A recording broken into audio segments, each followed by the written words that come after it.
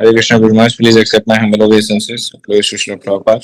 सभी भक्तों को मेरा सादर नमन है। राम हरे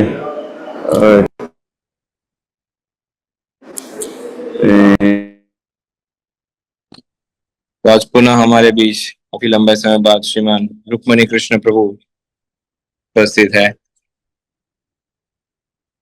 और हमारी जो सीक्वेंस चल रही है, सीरीज चल रही है 10 नाम अपराध के ऊपर, उसका आज प्रकार से सेकंड लास्ट डे है कह सकते हैं। आज प्रभु जी 8वें और 9वें नाम अपराध के ऊपर चर्चा करेंगे। तो आप सभी से अनुरोध है कि नाम जप को विराम देकर ये महत्वपूर्ण चर्चा, जहाँ पे हम पिछले 4-5 दिनों से श्रवण कर रहे हैं किस प्रकार से इन अपराधों को टालना चाहिए, किस प्रकार से इनसे बचना चाहिए, क्यों बचना चाहिए। तो आज इस सीक्वेंस में हमारे बीच श्रीमान रुक्मिणी प्रभु है, जो कि परम पूज्य श्री गोपाल कृष्ण गोस्वामी महाराज की कृपा प्राप्त वरिष्ठ शिष्यों में से एक है। और प्रभु जी नॉर्थ इंडिया में RSA के रूप में भी महत्वपूर्ण सेवाएं जिम्मेदारियां निभा रहे हैं और कांग्रेगेशनल डेवलपमेंट यूथ प्रीचिंग में भी प्रभु जी का बहुत बड़ा रोल है। जब अपने पूर्व आश्रम में थे तो प्रभु जी बहुत ही रेप्यूटेड कॉर्पोरेट्स में कार्यरत थे, बहुत ही जिम्मेदार पोजीशन पे। तो आज हमारा परम सौभाग्य के प्रभु जी का संग सानिध्य व मार्गदर्शन प्राप्त होने हमें जा रहा है। आप सभी से अनुरोध है अपने नाम जप को विराम देकर ध्यान पूर्वक आज का सत्र श्रवण कीजिए और अटेंड कीजिए। और अब ज्यादा समय न लेते हुए रुक्मिणी कृष्ण प्रभु से अनुरोध करते हैं इसका टॉक प्रारंभ करें। प्रभु जी धन्यवाद प्रभु, धन्यवाद। सबसे पहले मैं महाराज जी को प्रणाम करना चाहूंगा। महाराज मेरा प्रणाम स्वीकार कीजिए। वांछा कल्पतरुभ्यश्च कृपा सिन्धुभ्यश्च पतितानां पावनेभ्यो वैष्णवेभ्यो, सभी भक्तों को भी मेरा प्रणाम। ओम अज्ञानतिमिरन्धस्य ज्ञानाञ्जनं शलाकया चक्षुरुन्मिलितं येन तस्मै श्री गुरुवे नमः। श्री चैतन्य मनोभीष्टं स्थापितं येन भूतले स्वयं रूप कदा मह्यं ददाति स्वपदान्तिकं। वन्देऽहं श्री गुरु श्रीयुतपदकमलं श्री गुरुन् वैष्णवांश्च श्री रूपं साग्रजातं सहगण रघुनाथान्वितं तं सजीवं साद्वैतं सावधूतं परिजन सहितं कृष्ण चैतन्य देवं श्री राधा कृष्ण पादान् सहगण ललिता श्री विशाखान्वितांश्च। हे कृष्ण करुणा सिंधु दीन बंधु जगतपते गोपेश गोपिया कांत राधा कांत नमस्तुते। तप्त कांचन गौरांगी राधे वृंदावनेश्वरी वृषभानुसुते देवी प्रणमामि हरिप्रिय। वांछा कल्पतरुभ्यश्च कृपा सिंधु भयश्च पतितानां पावनेभ्यो वैष्णवेभ्यो नमो नमः। जय श्री कृष्ण चैतन्य प्रभु नित्यानंद श्री अद्वैत गदाधर शिवासादि गौर भक्त वृंद। हरे कृष्णा कृष्णा कृष्णा हरे हरे, हरे राम राम राम हरे हरे। नमो विष्णु पादाय कृष्ण पृष्ठाय भूतले श्रीमते भक्ति वेदांत स्वामिनिति नामिने। नमस्ते सारस्वती देवे गौरवाणी प्रचारिणे निर्विशेष शून्यवादी पाश्चात्य देश तारिणे। हरे नाम एव केवलम कलौ नास्तेव गतिरन्यथा। तो सबसे पहले मैं धन्यवाद देना चाहूंगा कि मुझे ये अवसर प्राप्त हुआ इस महत्वपूर्ण विषय में चर्चा करने के लिए। मैं उम्मीद करता हूँ मेरी आवाज सबको स्पष्ट आ रही है प्रभु? साउंड क्लियर है? ठीक, थैंक यू। तो बहुत ही मेरा सौभाग्य है और मुझे ये अवसर प्राप्त होता है इसमें महत्वपूर्ण आप लोगों का परम पूज्य लोकनाथ स्वामी महाराज की कृपा से कई वर्षों से ये मॉर्निंग क्लास चल रही है, जो कि अपने आप में एक बहुत बड़ा लैंडमार्क है, बहुत बड़ा एक उपलब्धि है, बहुत बड़ी कृपा है महाराज की हम सब पे। और मुझे भी कभी कभी सेवा करने का मौका मिलता है, सो धन्यवाद। तो जैसा कि बताया प्रभु जी ने कि नाम अपराधों से बचना बहुत आवश्यक है। हमारे आचार्य जीव गोस्वामी जी बताते हैं कि नाम बहुत शक्तिशाली है, लेकिन ये अपनी वस्तु शक्ति को ढक लेता है अपराध के कारण।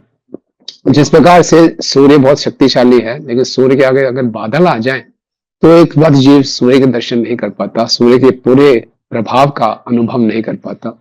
इसी ढंग से जीव गोस्वामी जी भक्ति संदर्भ में उदाहरण देते हैं कि पूर्व काल में चंद्रकांता मणि हुआ करते थे।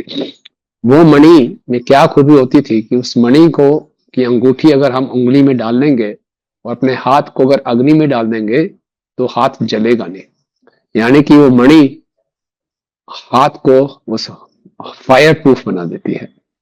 इसी ढंग से अगर हम अपराध करते हैं और अपराध करते हुए हम जब करते हैं तो अपराध हमारी भक्ति को, हमारे हरिनाम को कृपा प्रूफ बना देता है, मर्सी प्रूफ बना देता है। हम हरिनाम की कृपा प्राप्त नहीं कर पाते। बहुत जन्म यदि करे श्रवण कीर्तन तदो न कृष्ण पदे पाए प्रेम धन। इसलिए बहुत आवश्यक है कि गंभीर भक्त को हमेशा अपराधों से बचने का प्रयास करना चाहिए। और इसी दिशा में हरि भक्तिविनोद ठाकुर जी ने बहुत सुंदर ग्रंथ लिखा है हरिनाम चिंतामणि, जिसमें मुख्य रूप से इन 10 अपराधों पर चर्चा की गई है। अपराध जो है बेसिकली, हम जो 10 नाम अपराध जब हम जप करते हैं उस समय अपराध नहीं करते, हम अपने पूरी दिनचर्या में इन अपराधों को करते हैं। जप करते समय हमसे एक ही अपराध होता है और वो होता है ध्यान पूर्वक जप ना करना। और बाकी समय हम दिन में अगर अपनी जीवन शैली में सावधान नहीं रहते तो इन अपराधों को कर पाते हैं।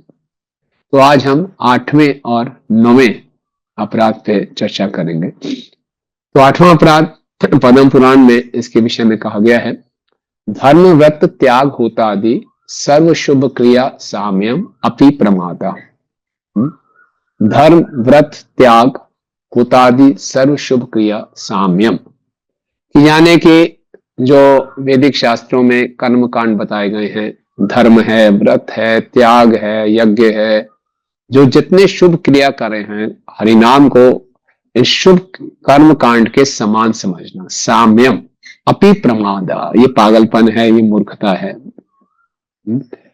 तो हरिनाम की तुलना साधारण कर्म कांड से नहीं की जा सकती। क्यों?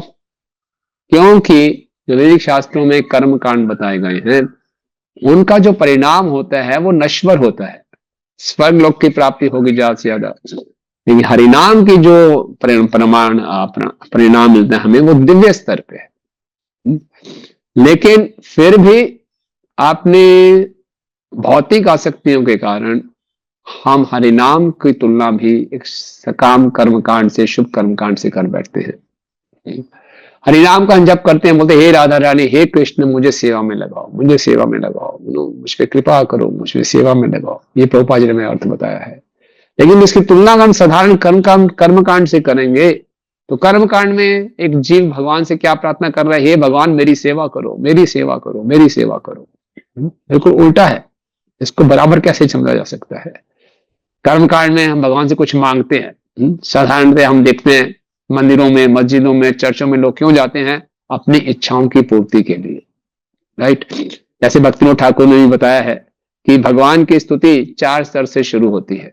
पहला स्तर होता है भय का, और भय से भगवान की शरण में जा सकता है।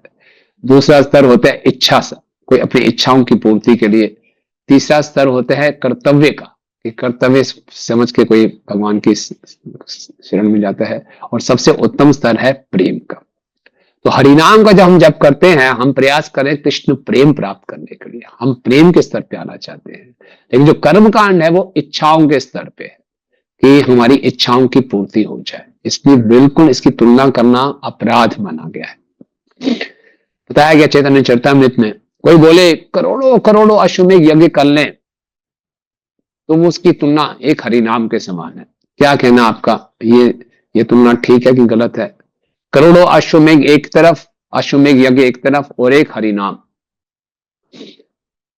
इसको इस हरिनाम की महिमा में इसको गाया जाए, बोला जाए कि एक हरिनाम करोड़ों अश्वमेध यज्ञ के बराबर है, तो आपको ये गुणगान कैसा लगा? कोई बताना चाहेगा?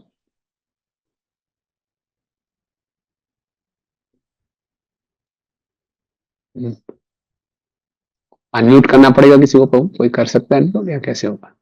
यस बताएंगे श्रीमती राधिका माता जी। कीजिए, अनम्यूट कीजिए माता।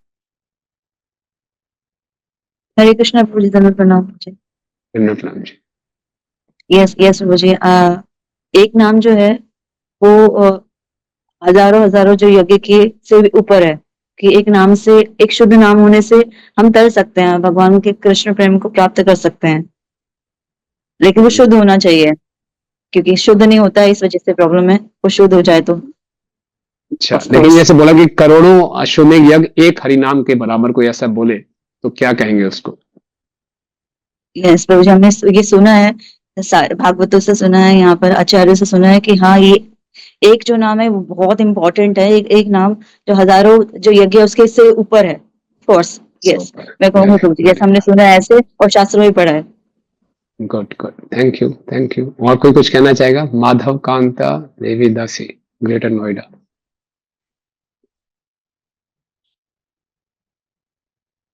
यस माता जी, अनम्यूट हरे कीजिए। कृष्णा प्रभु जी, दंडवत प्रणाम। हरे कृष्ण, दंडवत प्रणाम माता जी। प्रभु जी, भगवान का नाम की तुलना किसी भी यज्ञ से, किसी भी अन्य पुण्य कार्य से नहीं करनी चाहिए, नहीं हो सकती। भगवान का नाम सबसे ऊपर है और इसकी किसी से तुलना नहीं हो सकती। Very good, clear. यस, कोटि अश्वमेघ यज्ञ सम, एक हरि नाम सम, यही माने सही ते पाखंडी, दंडे मारे यम।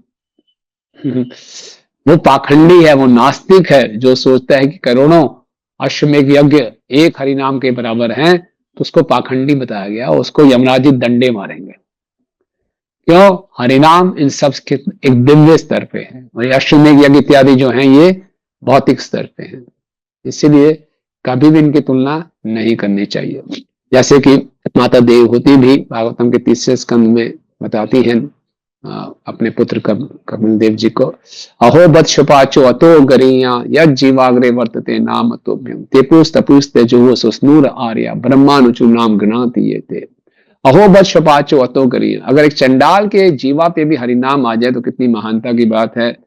उस चंडाल के ने अगर हरिनाम ले लिया तो उसका मतलब है कि उसने सारे यज्ञ कर लिए, सारे पवित्र नदियों में स्नान कर लिया, सब प्रकार की तपस्या कर ली, सारे वैदिक अनुष्ठान कर लिए, सारे वैदिक शास्त्रों का अध्ययन कर लिया।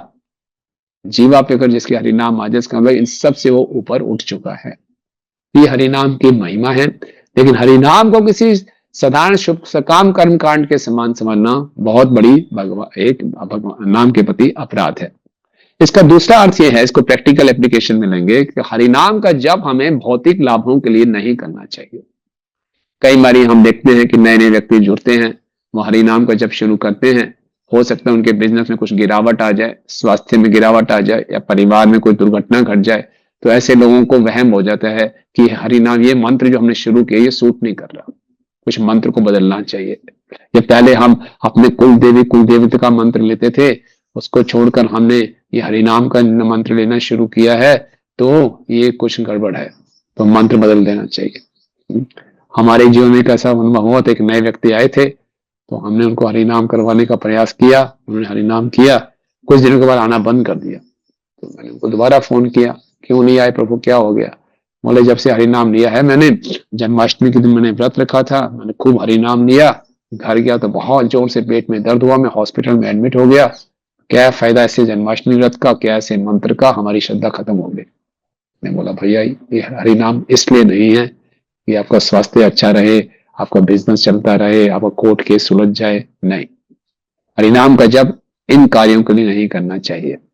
ये अलग बात है, हम हरिनाम लेते हैं, भगवान हमारी रक्षा करते हैं, लेकिन इस इच्छा के साथ हरिनाम का जप करना अपराध है। या कई बारी हम हरिनाम से ज्यादा महत्व कर्म कांड को देते हैं। हम बोलते हैं हरिनाम तो कैसे भी कर लो, कोई दिक्कत नहीं है, किसी भी समय हरिनाम के जप में कोई नियम नहीं है, कोई दिशा दशा क्या कुछ भी, किसी भी दिशा में, किसी भी दशा में, किसी भी समय हम कर सकते हैं, कोई नियम तो है नहीं। लेकिन जो कर्म कांड हमें बता के जाते हैं उसके बहुत सख्त नियम होते हैं, तो हमें लगता है ज्यादा महत्वपूर्ण है। आपके ऊपर शनि हावी है तो अमावस्या की काली रात को काले कुत्ते को काले चने खिलाने हैं, इस ढंग से जाना है, ये करना, तो बड़ी सावधानी से व्यक्ति कर्म कांड की क्रियाओं को करता है। नहीं, हरिनाम को इतनी सावधानी से नहीं करता, ये हमारा दुर्भाग्य है। हम सोचते हैं कि कर्म कांड हमें ज्यादा फायदा दे देगा, हरिनाम तो ठीक है कभी भी हम करते रहेंगे। तो ये एक मानसिकता जो है ये बहुत बड़ा अपराधी मानसिकता है। तो हरिनाम की महिमा सुनने के बाद भी हम लोग उस चक्रों में फंसते हैं, इसका मतलब हरिनाम में श्रद्धा की कमी है। वास्तव में सारा खेल श्रद्धा का है। प्रेम वैवृत एक ग्रंथ है जिसमें वार्तालाप है जगदानंद पंडित की और चैतन्य महाप्रभु की। तो वहां जगदानंद पंडित चैतन्य महाप्रभु से पूछते हैं, हर कोई हरिनाम का जप कीर्तन करता है सब, लेकिन सब पे अलग अलग प्रभाव क्यों पड़ता है? तो महाप्रभु उत्तर देते हैं, अलग अलग प्रभाव इसलिए महसूस होता है क्योंकि सबके ऊपर श्रद्धा, सब श्रद्धा का पर निर्भर करता है। और हरिनाम में पूर्ण श्रद्धा रखेंगे कि हरिनाम हमें पूर्ण सिद्धि प्राप्त दिलवाएगा, तो उसका अलग प्रभाव दिखाई देगा। लेकिन अगर हरिनाम का जप की तुलना हरिनाम के कितना प्रभावशाली है इस ढंग से देखेंगे कि मेरे भौतिक स्थिति पे क्या प्रभाव पड़ रहा है हरिनाम का, और उससे उसका देखेंगे, मापेंगे कि हरिनाम मुझे सूट कर रहा है कि नहीं कर रहा, तो ये बहुत बड़ा अपराध है। ये कोई कर्म कांड नहीं है, क्योंकि अभी तक एक बद्ध जीव की जो मानसिकता होती है वो धर्म का सहारा लेता है अपनी इच्छाओं की पूर्ति के लिए। धर्म लेता है, ठीक है, धर्म अर्थ और काम और मोक्ष, कि धर्म करूंगा कुछ अर्थ प्राप्त होगा, अपनी इच्छाओं की पूर्ति करूंगा तो फिर मोक्ष की प्राप्ति करूंगा। साधारणतया ये 4 पुरुषार्थ बताए गए हैं। लेकिन महाप्रभु की विशेष देन क्या है? प्रेमोपमार्थो महान। महाप्रभु ने पंचम पुरुषार्थ दिया है। तो इसलिए हम लोग जो हरिनाम के शरण ले रहे हैं, हम जो कृष्ण की शरण में आ रहे हैं, कृष्ण से कुछ मांगने नहीं आ रहे बल्कि कृष्ण को देने आ रहे हैं। तो एक पूरा का पूरा 180 डिग्री विपरीत हमारी अप्रोच है। तो इसलिए क्योंकि हमारी पुरानी आदत रही है कि धर्म का आश्रय लेना है अपनी इच्छाओं की पूर्ति के लिए, तो कई बार हम हरिनाम का भी आश्रय लेते हैं अपनी भौतिक इच्छाओं की पूर्ति के लिए। ये एक हरिनाम के प्रति अपराध होता है। और जब हम भौतिक इच्छाओं की पूर्ति के लिए हरिनाम की शरण ले रहे हैं तो एक प्रकार से हम भगवान से कह रहे हैं कि आप मेरी सेवा में जुड़िए, मुझे आपकी सेवा में नहीं जुड़ना। तो ये बड़ी ही विचित्र सी बात है। तो इस बात से हमें बचने का प्रयास करना है। कई बार हम बोलते हैं ठीक है जी, हम भगवान की शरण लेंगे लेकिन कंडीशंस के साथ, कि हमारी कंडीशंस हैं, पहले ये काम हो जाएगा तो हम भगवान जी आपकी शरण में जाएंगे। तो उसमें फिर वही बात होगी एक प्रकार से कि हम भगवान को बोल रहे हैं कि पहले हमारा काम कीजिए फिर हम ऐसे करेंगे। नहीं, ये अगेन फिर से क्या हुआ, एक कर्म कांड की ये मानसिकता है। तो हमें भगवान से केवल यही प्रार्थना करनी है कि हम ओ हरिनाम और राधा रानी कृपया मुझे सेवा दीजिए, मेरी रक्षा कीजिए और मुझे मेरा उद्धार कीजिए, और किसी भौतिक इच्छा के लिए नहीं, क्योंकि हरिनाम जो है इन सबसे ऊपर है। कई बारी दीक्षा लेने के बाद भी हम अपने प्रारब्ध कर्मों के कारण अपने शरीर में, मन में कुछ दुख पाते हैं। वो भगवान ने हमारे शुद्धिकरण के लिए दी है। हमें पूरा विश्वास होना चाहिए कि जब हम भक्ति प्रारंभ करते हैं, हमारे जीवन में जो सुख दुख आते हैं वो कर्म फल के कारण नहीं आते, वो कृष्ण की कृपा के कारण आते हैं। एक साधारण जीव के जीवन में जो सुख दुख आते हैं वो कर्मों के फल में, उसका ऑटोमेटिक मोड पे चल रहा है। लेकिन जैसे ही हम कृष्ण की शरण लेते हैं, हमारी कर्मों की फाइल कृष्ण अपने हाथ में ले लेते हैं, और जितनी मात्रा में हम कृष्ण के शरणागत होते जाएंगे उतने अनुपात में कृष्ण हमारे पाप माफ करते जाएंगे। सर्वधर्मान परित्यज्य मामेकम शरणम व्रज अहम त्वं सर्व पापेभ्यो मोक्षयिष्यामि मा शुचा। तो अगर हम पूर्ण रूप से भगवान के शरणागत होंगे, सारे पाप जीरो। हमारी शरणागति प्रोसेस में ग्रेजुअल है, क्रमशः धीरे धीरे हो रही है, उसी धीरे धीरे हमारे पाप भी भगवान काटते जा रहे हैं ना। अप्रारब्ध फलम जो जैसे कि भक्ति पद्म पुराण में बताया गया है कि जो अप्रारब्ध है, कूट है, बीज है, प्रारब्ध है, क्रमणैव, इसको क्रम से भगवान काटते हैं। जो भक्ति में लगे हुए हैं क्रमशः क्रम से धीरे धीरे कटते जाते हैं। तो इसके लिए अपने आप ही भक्ति की ये शक्ति है, कर्माणि निर्धरति किंतुम च भक्ति भाजा। तो उसके लिए हमें भगवान से केवल यही प्रार्थना करनी है कि भगवान मुझे माया से बचाइए, और चाहे जितने भी मेरे जीवन में दुख आ रहे हैं, सुख आ रहे हैं, मुझे शक्ति दीजिए कि उसको मैं सहन कर सकूं, और मैं कभी भी आपको भूलूं ना, और मेरी जीवा में हमेशा आपके नाम रहे। अभी हम देहू गए थे और वहां उसके बाद हम पंढरपुर भी गए थे, और पंढरपुर में हमें परम पूज्य लोकनाथ श्री महाराज का आशीर्वचन भी सुनाई दिया था। बहुत हमारा सौभाग्य था, उनका सानिध्य मिला। तो देहू में हमने तुकाराम जी की जो गाथा सुनी, तो तुकाराम जी के ऊपर बहुत तरह तरह की परेशानियां आई, और तुकाराम जी अपने अभंग में लिखते हैं कि आप मेरा सब कुछ ले लीजिए, बेशक मेरे परिवार के सदस्य ले लीजिए, मेरे पशु ले लीजिए, मेरा धन ले लीजिए, मेरा यश ले लीजिए, लेकिन मेरी आपसे 2 ही प्रार्थनाएं हैं। कि मैं आपको कभी भूलूं ना और मेरी जीवन में हमेशा आपका नाम रहे। तो इसी ढंग से हमारी स्थिति हो सकती है तुकाराम जी जैसे इतनी उन्नत स्थिति ना हो, लेकिन हम उनके सिद्धांत को समझने का प्रयास करें कि हरिनाम का उपयोग हम अपने भौतिक क्लेशों को मिटाने के लिए ना करें। इस संसार में हमारा अस्तित्व ही ये भवरोग है, ये अपने आप में ही क्लेश का कारण है। इस संसार में कोई हम सुख में स्थिति उत्पन्न कर ही नहीं सकते। तो इसीलिए जब नारद मुनि जी व्यास जी को मिले तो उन्होंने नारद व्यास जी की निंदा की, जुप सितम, आपने क्यों कर्म कांड का इतना खुलासा किया है वेदों में, पहले ही बद जीव की इच्छा है भोग करने की, आपने उनको कर्म कांड का सहारा देके ऑथराइज कर दिया, यही संसार में हम भोग करते रहेंगे। तो इसीलिए हमारा जो गौड़िया वैष्णव संप्रदाय है, हम प्रमाणिक गुरु परंपरा से जुड़े हैं और उनकी कृपा से हमें हरि नाम प्राप्त हुआ है। तो इसका उपयोग केवल कृष्ण प्रेम प्राप्त करने के लिए और अपने को एक शक्ति मांगनी है हरि नाम करते हुए कि जितने जैसे मर्जी भौतिक परिस्थितियां आती रहें, हमारे प्रारब्ध कर्मों के कारण जो कि अब हमें कृपा के रूप में प्राप्त हो रहे हैं, हम इन सब परिस्थितियों में आपका नाम लेते रहें और आपका कभी हमें विस्मरण ना हो। क्योंकि जब हम हरिनाम लेते हैं तो हम भगवान का गुणगान कर रहे हैं और भगवान से हम प्रार्थना कर रहे हैं। तो केवल हमें हरिनाम लेना है कि हे कृष्ण आप कितने महान हैं, मैं कितना तुच्छ हूं, आपके बिना, आपकी कृपा के बिना मैं बिल्कुल नगण्य हूं, मैं इतना तुच्छ हूं, फिर भी आप मुझ पर कृपा कीजिए कि मैं आप के नाम का जप कर सकूं और कृपया कुछ के आज मेरी सेवा में लगाइए। इस ढंग से नहीं, हे कृष्णा मैं अब आ गया हूं आपकी शरण में, अब मैं जो चाहिए वो करना चाहिए आपको, है ना, मंत्र कोई जादू कर दो मेरे जीवन में, ये सब ठीक कर दो, वो सब ठीक कर दो। तो हमने भगवान से सेवा लेनी नहीं है, बल्कि भगवान की सेवा करनी है। तो था 8वां अपराध। अब आगे बढ़ते हैं 9वां अपराध।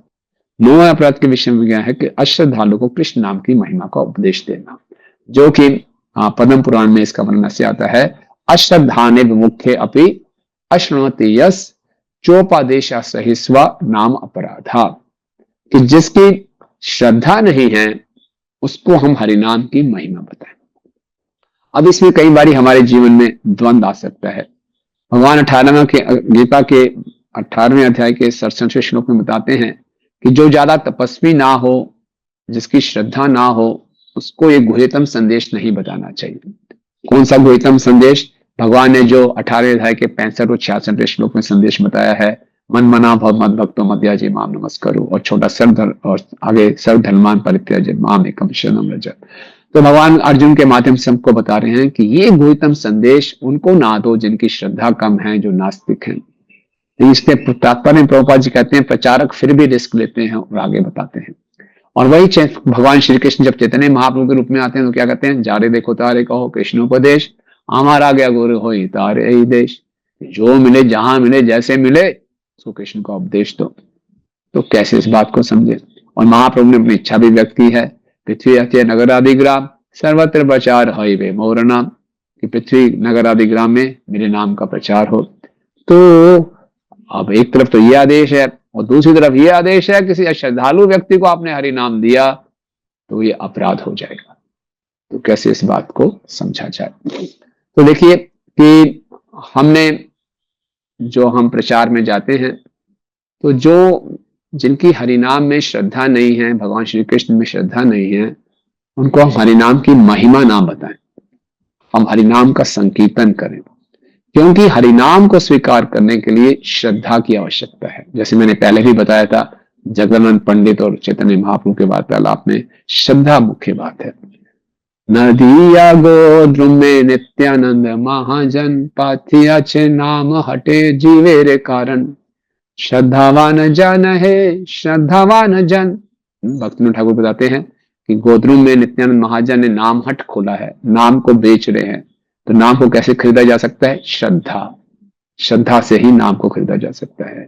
कोई इसके पास श्रद्धा नहीं है, उसके जीवा पे हरि नाम नहीं आएगा। हम प्रतिदिन गाते हैं महाप्रसादे गोविंदे, नाम ब्राह्मणे वैष्णवे, स्वल्प पुण्यम तम राजन, विश्वास नहीं बजाए। जिनके पुण्य कम है उनका हरिनाम में, भक्तों में और भगवान के प्रसाद में विश्वास नहीं होता। तो कैसे श्रद्धा? तो असली प्रचार का अर्थ है लोगों को श्रद्धा देना। ओके, तो जब हरिनाम संकीर्तन में जाते हैं, जोर जोर से हरे कृष्ण महामंत्र का कीर्तन करते हैं, हरे कृष्णा कृष्णा कृष्णा हरे हरे, हरे राम राम राम हरे हरे, तो हम लोगों को श्रद्धा दे रहे हैं। हम नाम की महिमा का गुणगान नहीं करें, केवल नाम का गुणगान कर रहे हैं। तो हरिनाम में इतनी शक्ति है कि वो इसको सुन भी लेगा, उसको अज्ञात सुकृति प्राप्त होती है।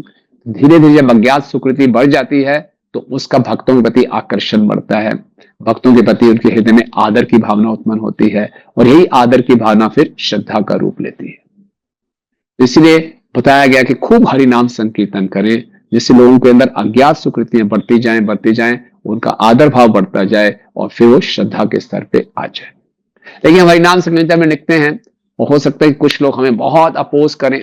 हम भी देखते हैं विदेशों में ऐसा बहुत होता है, कई बार यहाँ भी बहुत हो जाता है, हमें हरिनाम संकीर्तन नहीं निकालने दे रहे, हमारे ऊपर चांद काशी की तरह व्यवहार किया जाता है, रोका जाता है हरिनाम संकीर्तन के लिए।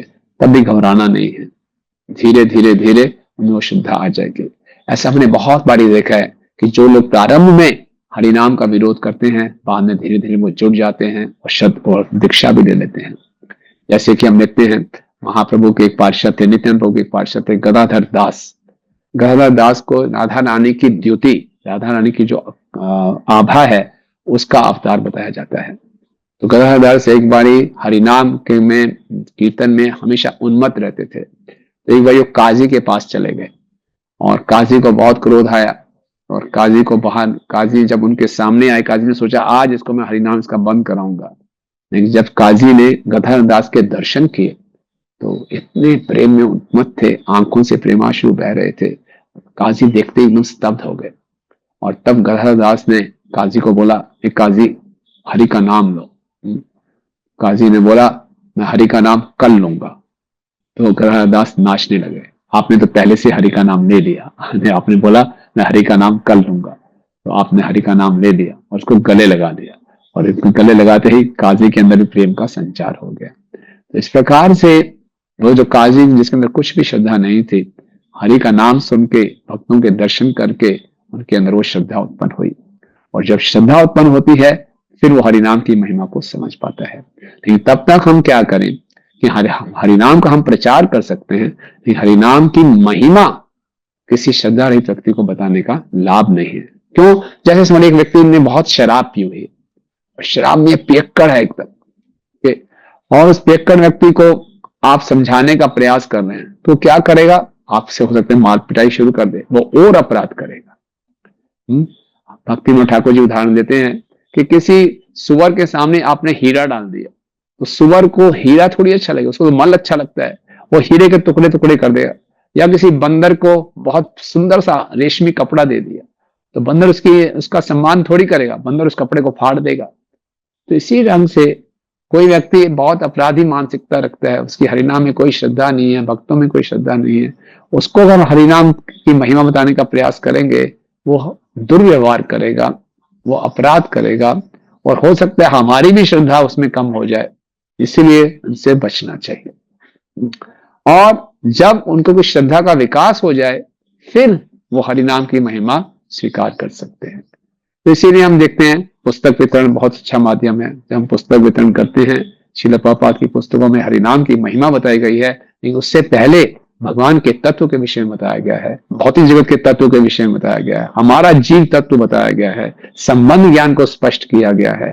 तो इससे जो भी इस पुस्तक को पढ़ता है उसका हरिनाम के प्रति कुछ भगवान के प्रति श्रद्धा बढ़ती है, फिर वो हरिनाम को स्वीकार कर पाता है।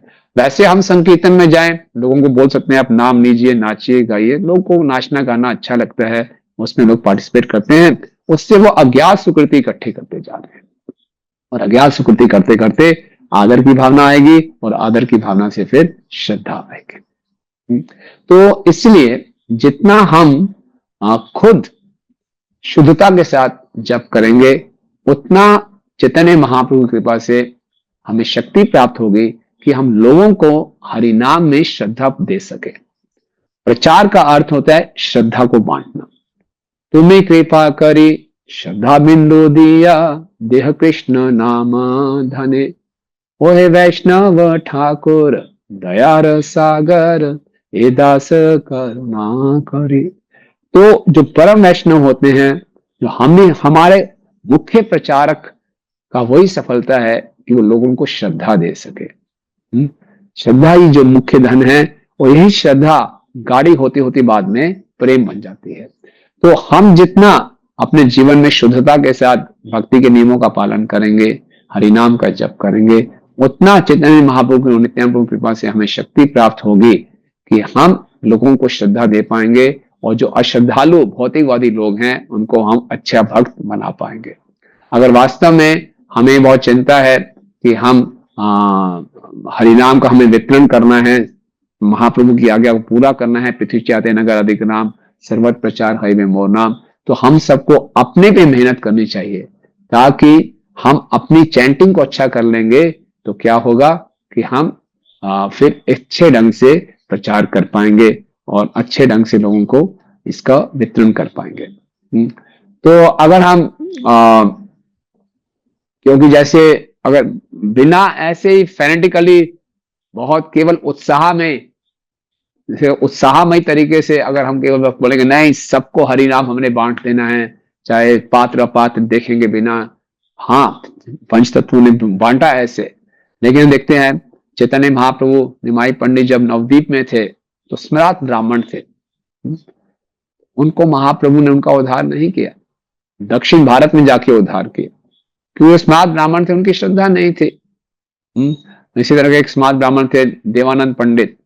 देवानंद पंडित महाभागवत के वक्ता थे, खूब बहुत तपस्या करते थे, ब्रह्मचर्य का शक्ति से पालन करते थे, लेकिन महाप्रभु के चरणों में श्रद्धा नहीं थी। वो भागवत के सही तात्पर्य को समझ नहीं पाए, हरिनाम की महिमा को नहीं समझ पाए। वो भागवतम का पाठ करते थे मोक्ष की प्राप्ति के लिए। इसी ढंग से जब रघुनाथ भट्ट जगन्नाथपुरी में आ रहे थे, उनको एक ब्राह्मण मिला जिनका नाम था रामदास। वो ब्राह्मण पूरा रास्ते में राम राम राम जप कर रहा था। तो रघुनाथ भट्ट बहुत सरल हृदय के थे, वो बहुत प्रभावित हो गए और महाप्रभु के पास उन्होंने बोला कि ये जो ब्राह्मण है राम जी का बहुत बड़ा भक्त है, इसकी जीवा में हमेशा राम का नाम लेता है, लेकिन महाप्रभु उससे प्रभावित नहीं हुए।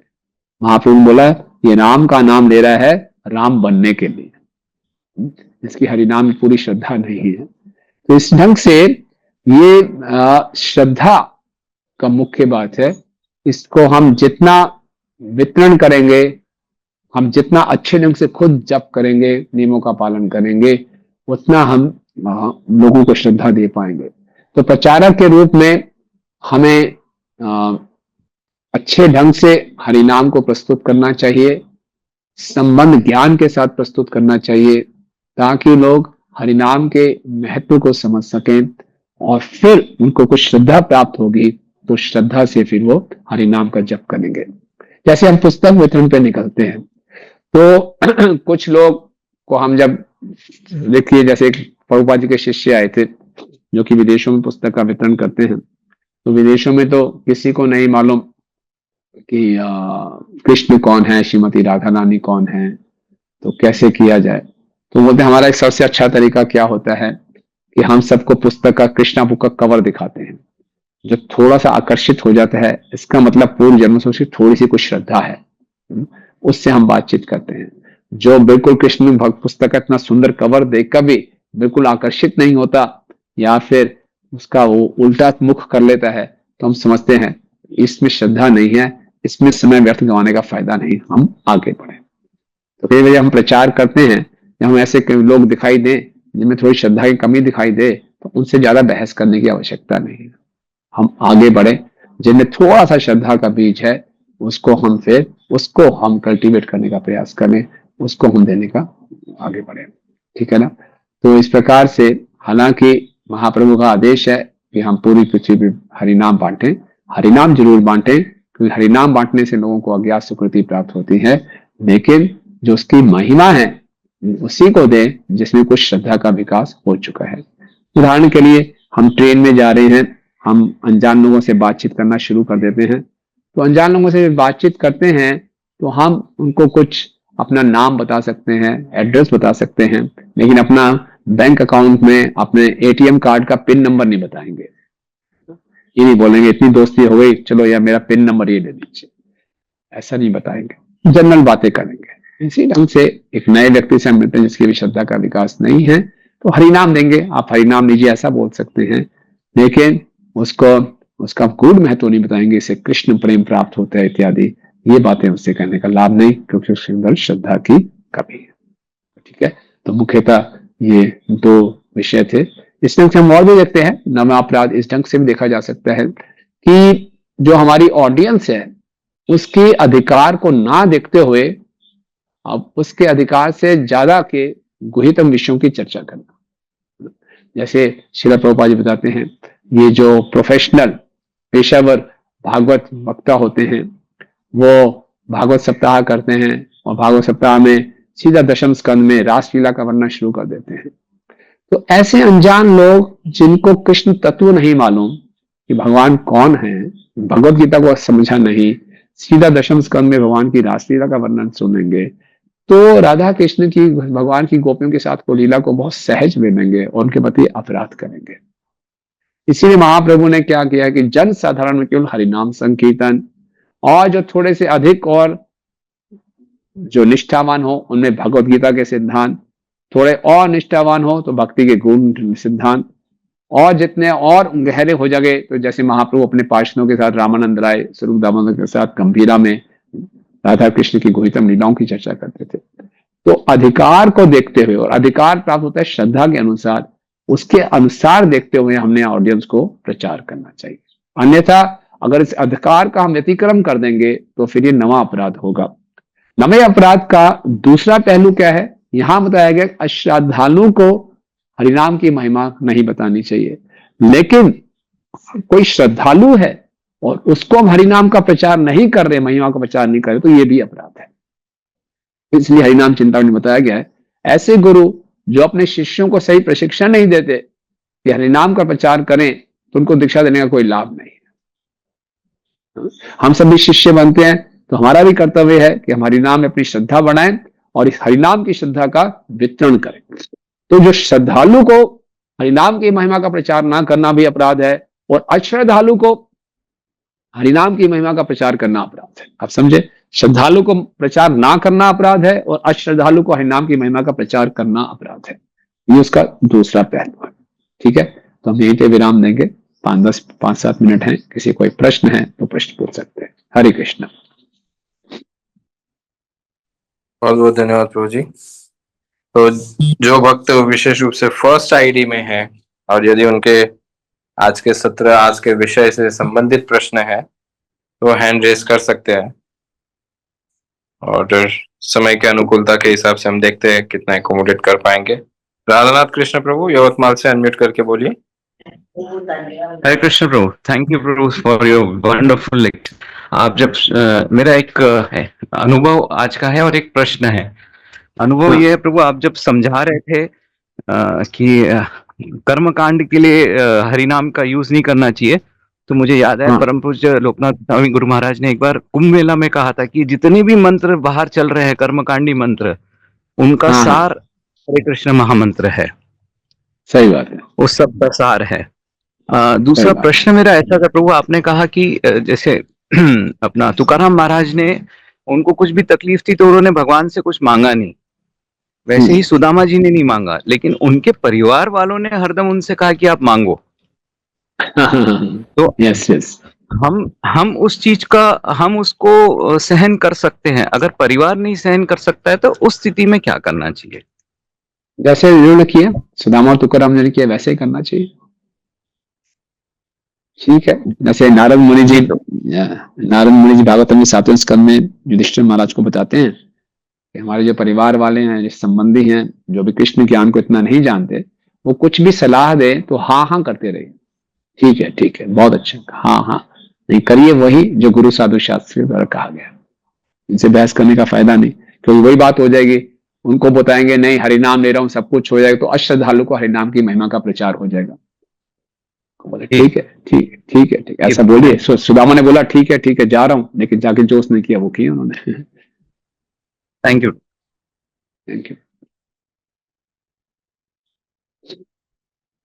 और कोई?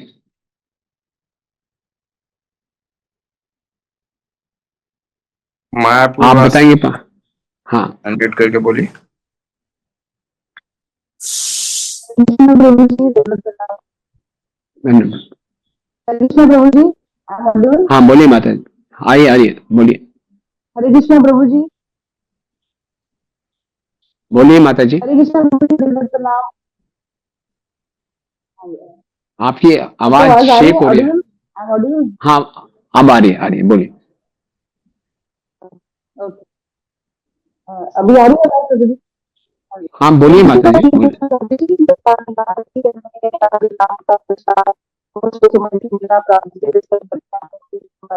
सॉरी माता जी, आपकी आवाज बहुत, मैं ये पूछना चाहती हूँ, आपकी आवाज कट रही है, आप मैं समझ प्रभु पा जी रहे हैं थोड़ा सा प्रभु?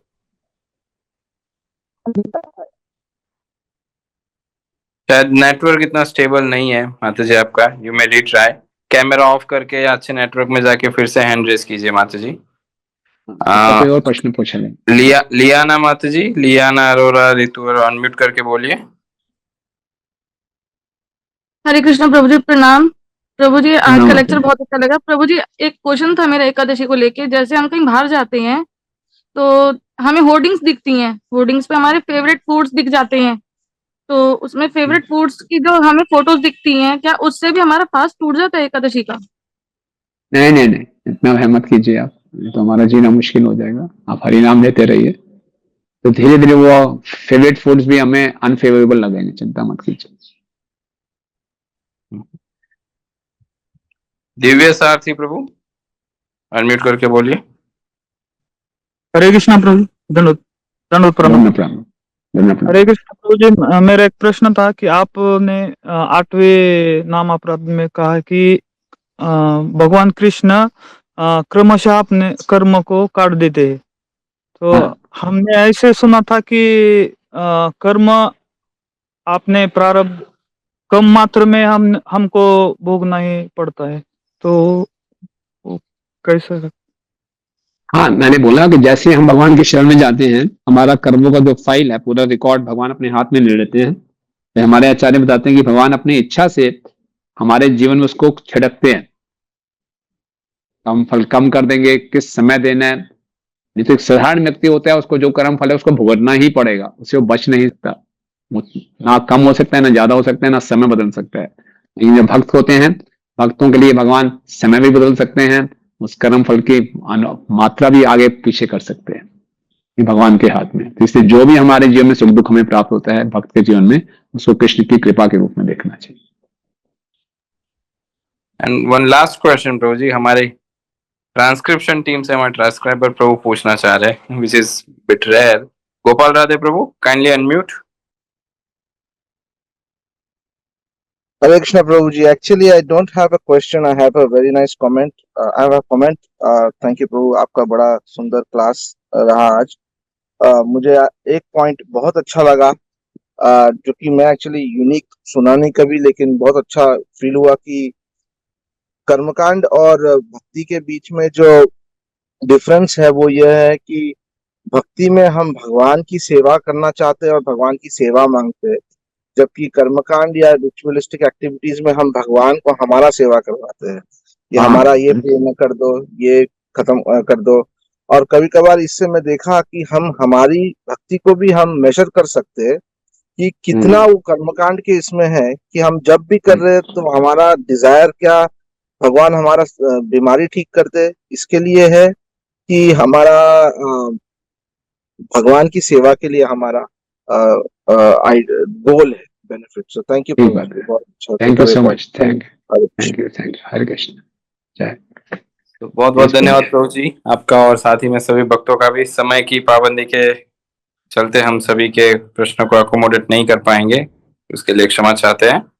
और सभी से अनुरोध है, हमारे परंपरागत पद्धति से महामंत्र का उच्चारण करके नाम की कृपा से ही हम जो इतने दिनों से श्रवण कर रहे हैं, उसी सीरीज में आज प्रभु जी के मुखारविंद से इतने महत्वपूर्ण पॉइंट्स प्रभु जी ने जो बताए।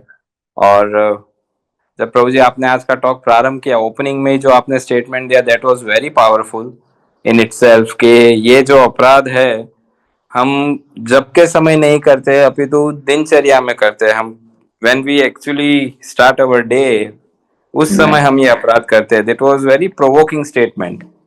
लाइक शायद ही हम सोचते हैं कि, और ये ऐसा लगता है कि नाम जप करते वक्त, तो मैं भी कभी कभी सोचता हूँ जप करते वक्त ये सारे अपराध कहाँ से होंगे। फिर लगता है कि जप करते वक्त ये सारे अपराधों के विषय के विचार मन में लाने हैं नहीं लाने वो सब। बट आज का ये आपका स्टेटमेंट बहुत ही इम्पैक्टिंग था कि जब हम जप करके उठते हैं और दिन शुरू करते हैं तब हम ये बाकी के अपराध करते हैं, और जप के समय केवल एक अपराध करते हैं, ध्यान पूर्वक जप न करना। तो thank you so much for this enlightening session and for your insights. तो सभी भक्तों से अनुरोध है, महामंत्र का उच्चारण करके हम श्रीमान रुक्मिणी कृष्ण प्रभु का हृदय पूर्वक आभार व्यक्त करते हैं आज के इस सत्र के लिए। हरे कृष्णा कृष्णा कृष्णा कृष्णा हरे हरे, हरे Ram Ram Ram Hare Hare. Thank you, Prabhu, for giving me this opportunity. Thank you for giving me the opportunity to glorify the holy name. आप सबका बहुत धन्यवाद। अंशा कल्पतरुभ्यश्च कृपा सिन्धुभ्यश्च पतितानां पावनेभ्यो वैष्णवेभ्यो नमो नमः। हरि नाम प्रभु की जय। जय परम पूज्य लोकनाथ स्वामी महाराज की जय। परम पूज्य श्री लोकनाथ स्वामी गुरु महाराज की जय। परम पूज्य श्री गोपाल कृष्ण स्वामी महाराज की जय। जय। हरे कृष्ण।